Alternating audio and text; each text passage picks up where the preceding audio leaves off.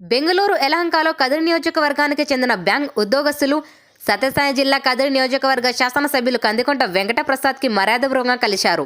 అనంతరం బ్యాంక్ ఉద్యోగస్తులు, మిత్రులు, శ్రేయోభిలాషులు ఆయనను ఆప్యాయంగా పలకరిస్తూ పుష్పగుచ్చం అందించారు.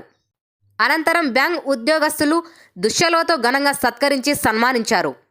ఈ కార్యక్రమంలో బెంగళూరు యలహంక బ్యాంక్ ఉద్యోగస్తులు, మిత్రులు, శ్రేయోభిలాషులు తదితరులు పాల్గొన్నారు.